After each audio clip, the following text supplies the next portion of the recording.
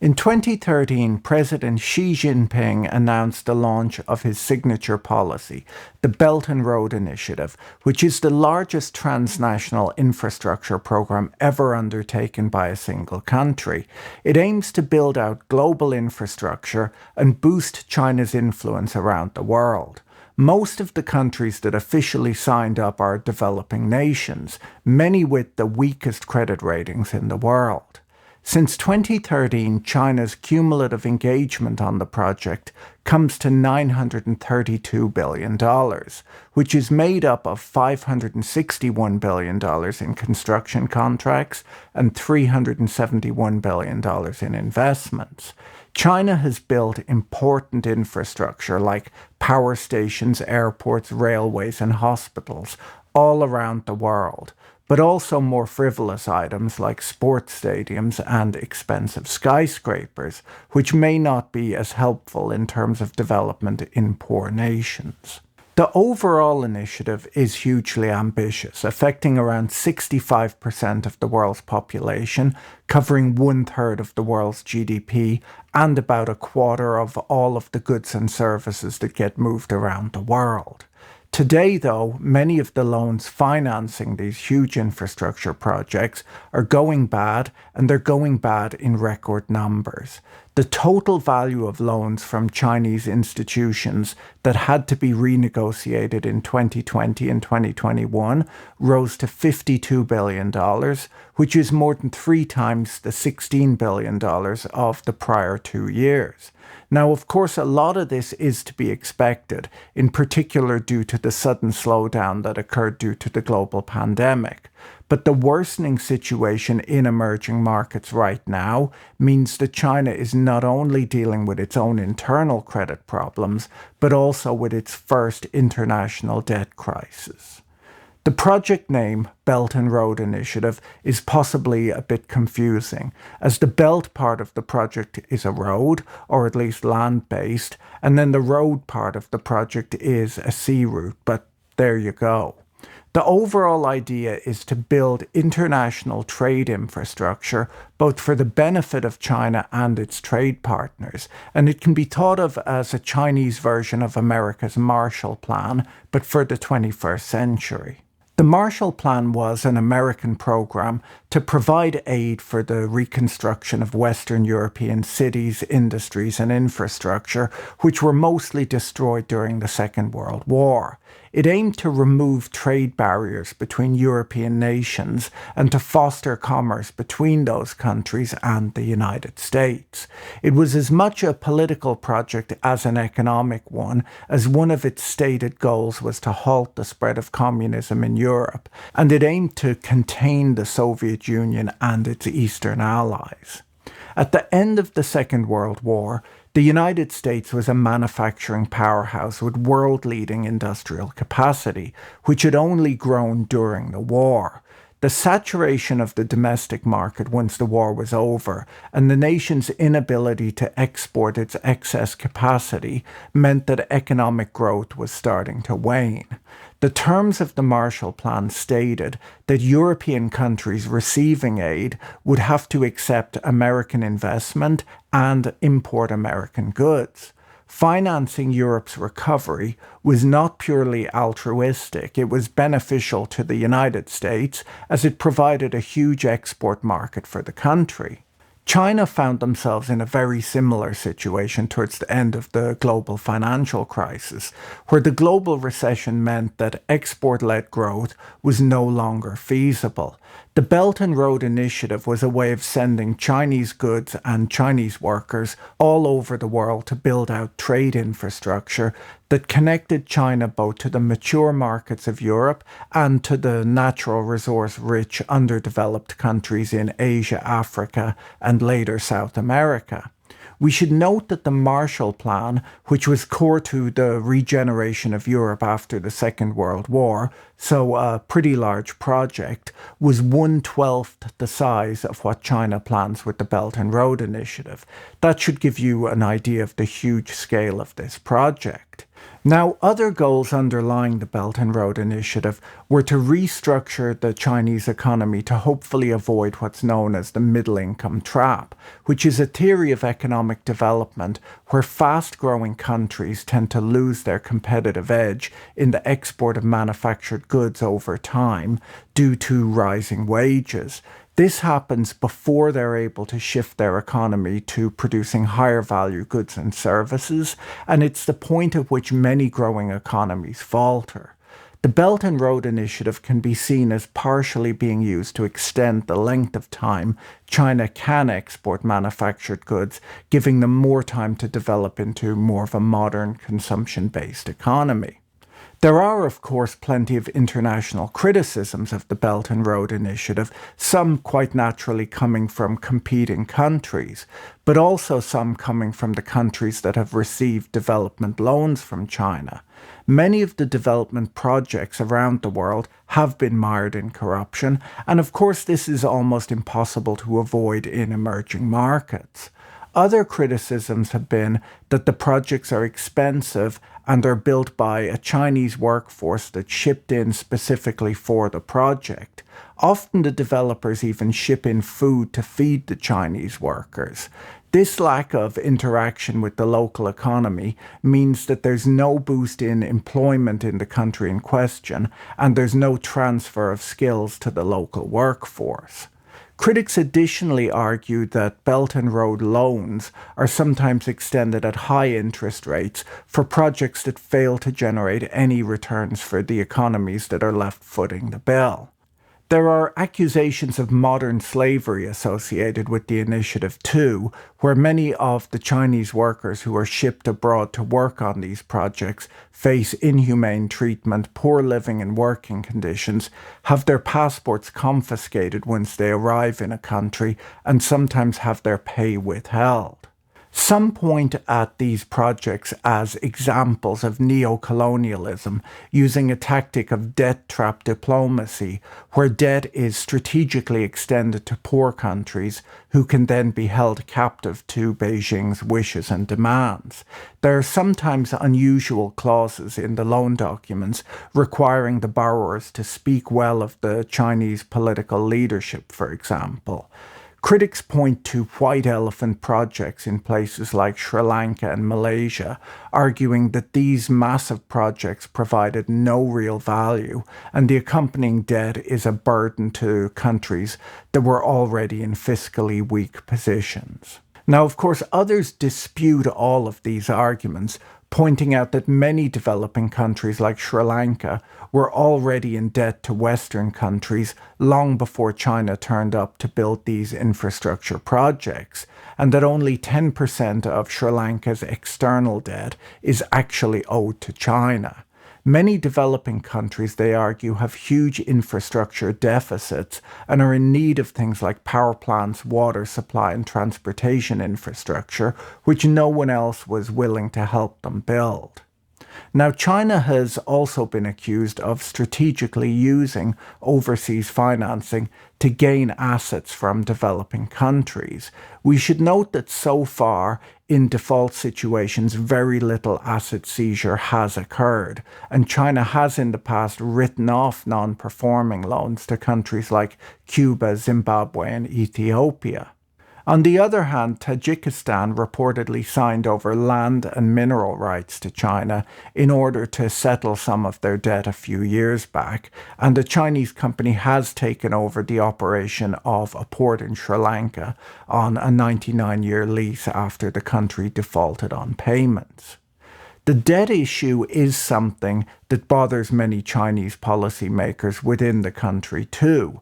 Domestic critics occasionally voice concern that some of these huge projects could end up entangling China in other nations' internal issues for years to come, or leave Chinese state companies on the wrong side of national defaults.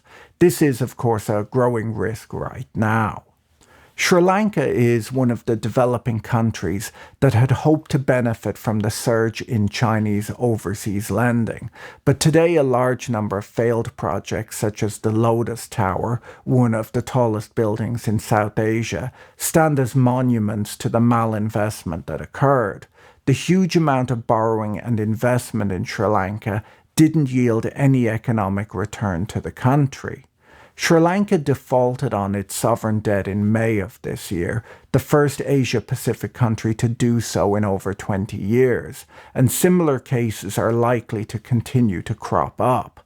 A recent study on the financial health of the Belt and Road Initiative by the Financial Times uncovered a mountain of non-performing loans all around the world. The FT points out that in the cases where debt burdens prove to be unsustainable, China finds itself in the position of issuing new loans or facing the broader distress that follows a default. When China began financing these infrastructure projects around a decade ago, it found itself in competition with international development lenders like the World Bank, for example. Now that it's started to extend credit to prevent defaults, it's starting to mirror the role of the IMF, which provides emergency loans to get countries through economic crises. It's not clear that this is a role that China wants, but they have found themselves in this situation as so many of their loans are going bad in the current economic environment. Belt and Road lending helped to make China the world's biggest bilateral lender. To the 74 countries classified as low income by the World Bank, China is bigger than all other bilateral lenders combined. Between 2000 and 2014, Chinese investment in Africa went from 2% of American levels to 55%, and their lending has only grown since. Now, it's important to note that infrastructure spending can only really be justified when it allows for an increase in worker productivity that's greater than the cost of the infrastructure being built. The return on these projects in terms of economic growth have to be greater than the cost of the project in question. Otherwise, they just don't make sense. Whenever this is not the case, the spending ends up holding back economic growth. An easy way to think of this is to compare it to the idea that a worker can quite reasonably borrow money to buy the tools they need to do their job, which will then make them money. But if they borrow money and buy a whole bunch of tools that they don't need and which don't boost their income, then it's malinvestment. Now, I've covered this idea in a few of my earlier videos that a lot of Chinese infrastructure spending over the last 20 years, both domestically and internationally, has been malinvestment, and that a lot of this has been done just to hit government GDP growth targets for political purposes. Chinese debt has been growing very rapidly since the 1990s, and up until the mid-2000s, this debt mostly funded necessary and productive investment. There was a huge infrastructure deficit in China 30 years ago, and almost all infrastructure investment at the time paid off. But in the mid-2000s, Chinese debt began rising faster than the country's GDP, meaning that the cost of the additional debt was greater than the return achieved on new investments. This is a sign of malinvestment. Bad loans have been an increasing problem in China, particularly over the last year or two. There's the ongoing issue of huge real estate developers like Evergrande being unable to pay their debts. We've seen bank runs in Henan province, which led to violent protests. And we're seeing increasing numbers of Chinese homeowners join a nationwide boycott of mortgage payments on unfinished houses. These issues are raising concern of default risk at Chinese banks. The youth unemployment numbers in China showed that in June, almost 1 in 5 people in the 16 to 24 age group were out of work. This is a big problem for the country, as this group are the best educated and most able workers. They should be the most productive workers in the country. So China has this combination of domestic debt problems and an overseas debt crisis to deal with. Now, Zambia sourced over a third of their external debt from China and was presented as a star of the Belt and Road Initiative on the African continent. The Chinese embassy was boasting of the virtues of the scheme in their public statements in 2019, just months before the country defaulted on its external debt. Pakistan is the biggest single recipient of Belt and Road financing worldwide, with a total of $62 billion in Chinese finance pledges. Their foreign exchange reserves are on a knife's edge right now, and just like in Sri Lanka, there are questions in Pakistan over the viability of many of the infrastructure projects that have been built. On Friday, it was announced that a consortium of Chinese state banks had to lend $2.3 billion to Pakistan to help the country stave off a foreign payments crisis. Russia is another key beneficiary of Chinese development spending. But since the invasion of Ukraine, new investments in Russia have fallen to zero. This is the first 6-month period with no China to Russia Belt and Road Initiative deals. So how big are the Chinese loans in that region?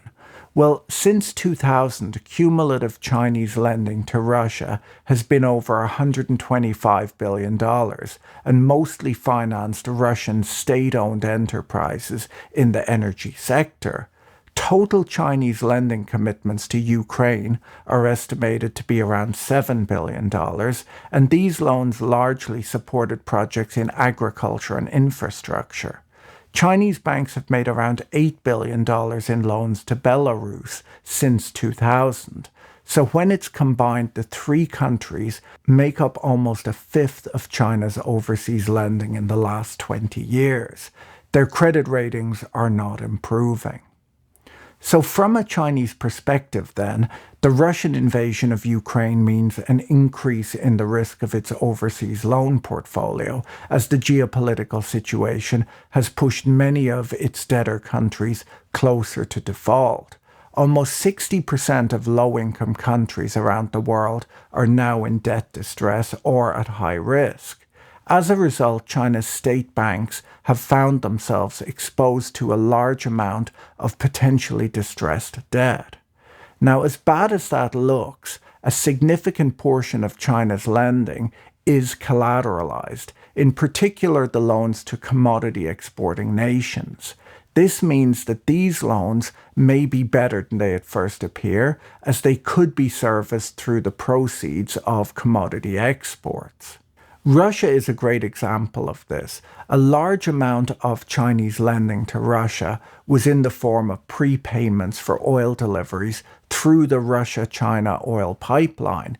It's very likely that even if things got a lot worse for Russia, they would continue to service the loans in this manner, even if they defaulted on other creditors. The broader global implications of China's internal and external debt problems that we have to think about are that cross-border financial contagion can be brought about due to a common creditor. If there is one very large creditor like China, whose overall loan portfolio has become impaired, they become increasingly likely to cut risk by lending less to other risky borrowers. This means that there's very little new lending occurring and that there's a reduced appetite for rolling over existing loans as they become due. This sets the stage for a sudden stop which can have a global impact. It would appear that China's overseas lending boom has mostly already ended, as the country has been forced to focus on its internal financial problems. In a number of Asian, African, and Latin American countries, the Belt and Road Initiative is at risk of metastasizing into a series of debt crises. The Russian invasion of Ukraine has only added to the difficulties that China faces right now. As major central banks around the world attempt to rein in inflation by tightening financial conditions, a sudden disappearance of credit can be expected to hit the developing world particularly hard. Net transfers from Chinese lenders to developing country recipients turned negative in 2019 after reaching a peak in 2016. What this means is that principal and interest repayments to China now exceed the amounts that are being extended as fresh loans. Chinese policy banks have flipped from being a source of capital for emerging market growth into their new role of global debt collector. We'll have to see how that works out. A sudden disappearance of credit could cause significant ripple effects in the global south. Many of these countries are impacted by the rising cost of food and energy.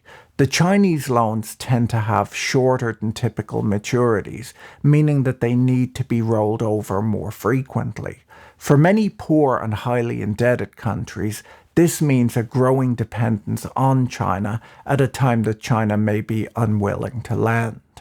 Very few analysts expect Chinese Belt and Road Initiative spending to return to its prior levels, and many suggest that any future deals that occur will focus on investments that provide access to strategic resources like oil and gas, copper, nickel, cobalt, and rare earths, along with building out ports in parts of the world that might be strategically important to China. If you found this video interesting, you should watch my video on the Turkish economy next. Have a great day and talk to you again soon. Bye.